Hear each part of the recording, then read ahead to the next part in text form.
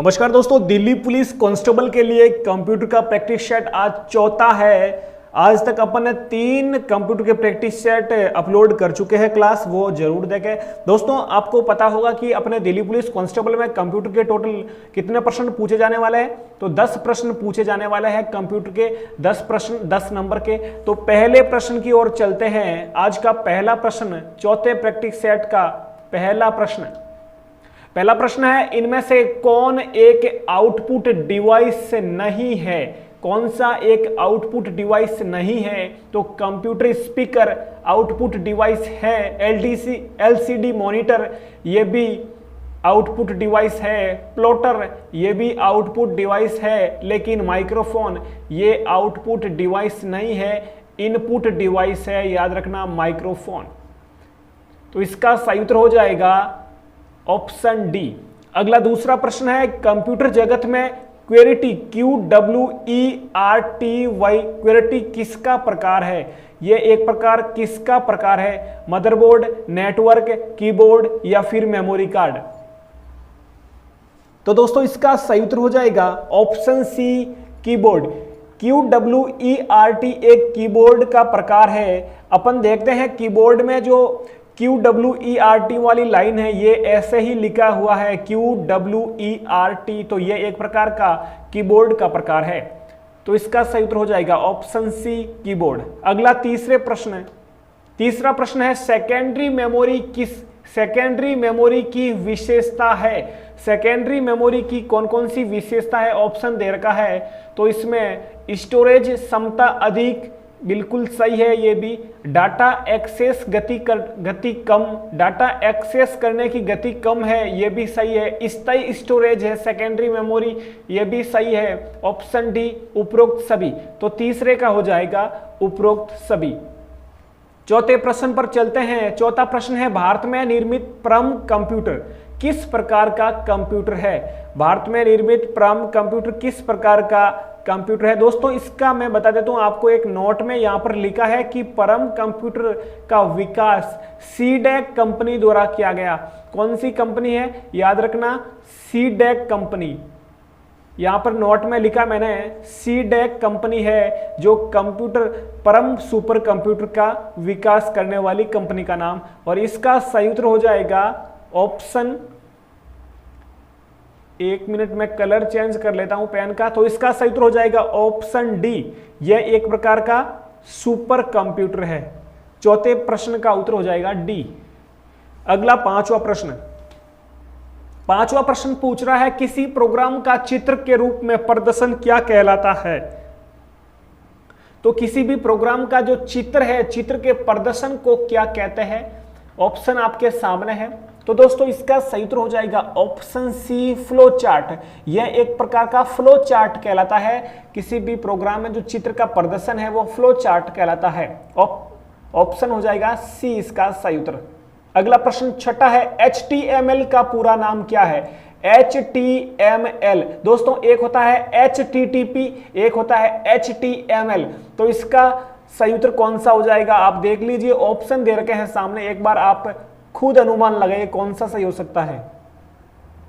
तो ऐसे प्रश्न ऑप्शन से करो, जैसे कि हाइपर, ठीक है भाई, सब में हाइपर है।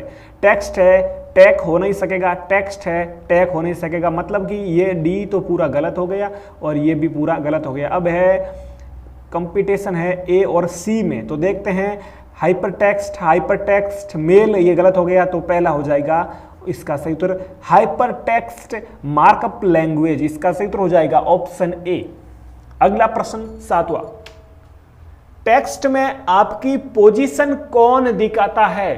कोई भी, जैसे मैं यहां पर टेक्स्ट लिख रहा हूं MS वर्ड में, MS पावर पॉइंट में, तो अपना जो एक कर्सर होता है ये ब्लिंक करता है। तो ये कर्सर है जो अपनी पोजीशन बताता है कि अपना जो अपन कहां पर लिखने वाले हैं। तो अपनी जो पोजीशन कौन बताएगा? कर्सर बताएगा अपनी पोजीशन। जैसे कि मैं आपको एग्जांपल के रूप में बताता हूं, एक मिनट। जैसे कि मेरा ये माउस का जो है कर्सर है, यहां पर मैं क्लिक करता हूं, जैसे इस प्रश्न में, ठीक है, यहां पर मैं क्लिक किया। देखो यहां पर मैंने क्लिक किया जैसे ही, तो ये जो है ना ब्लिंक कर रहा है, देखो तो ये है कर्सर। तो पोजीशन कौन बताता है? कर्सर बताता है। ठीक है, अब चलते हैं 8वें प्रश्न पर। तो इसका सही उत्तर हो जाएगा ऑप्शन सी, कर्सर। 8वां प्रश्न है, नई स्लाइड के लिए कीबोर्ड शॉर्टकट क्या है?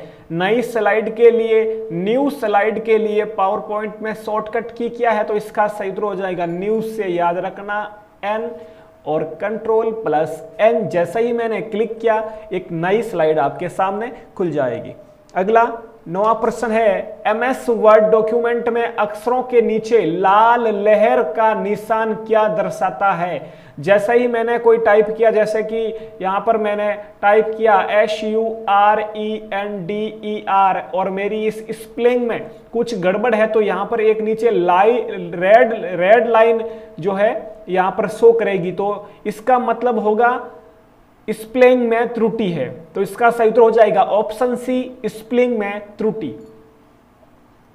ठीक है, अगला प्रश्न 10वां, कंप्यूटर साक्षरता दिवस कब मनाया जाता है? देखो मैं 9वें प्रश्न का आपको एग्जांपल बताता हूं, जैसे कि यहां पर मैं एक बार लिख कर बताता हूं, जैसे रेड लाइन कैसे आती है बताता हूं मैं आपको। तो दोस्तों वो नहीं मिल पाया मुझे, मैंने कोशिश की, लेकिन ये जो मैंने बताया ना ये सेम ही इसी की तरह है। जैसे सुरेंद्र लिखा और नीचे एक रेड लाइन आ जाएगी, तो इसका मतलब हो जाएगा स्पेलिंग में त्रुटि है। ठीक है, 10वें प्रश्न पर चलते हैं। इसका जो है मैं प्रैक्टिकली रूप में आपको कभी फिर अगली क्लास में बताऊंगा। 10वां प्रश्न है, लास्ट प्रश्न है, कंप्यूटर साक्षरता दिवस कब मनाया जाता है? ऑप्शन आपके सामने है, सब जानते हो आप, 2 दिसंबर को, DECEMBER,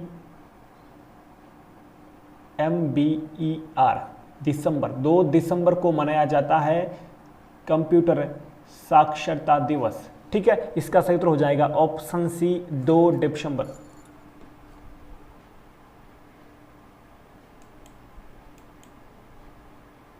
तो दोस्तों ये था अपना चौथा प्रैक्टिस सेट। इसी प्रकार अपन टोटली लगभग 10 प्रैक्टिस सेट करने वाले हैं कंप्यूटर के, और जीके से रिलेटेड भी अपना जो है कंप्यूटर का जिस प्रकार अपने प्रैक्टिस सेट किया उसी प्रकार जीके का, और इंडिया जीके के भी आने वाले हैं 50 प्रश्न। मैं आपको बता देता हूँ सिलेबस दिल्ली पुलिस का क्या है। तो 50 प्रश्न पूछे जाते हैं जीके के, जिसमें से करंट अफेयर्स और जीके कंबाइंड होता है।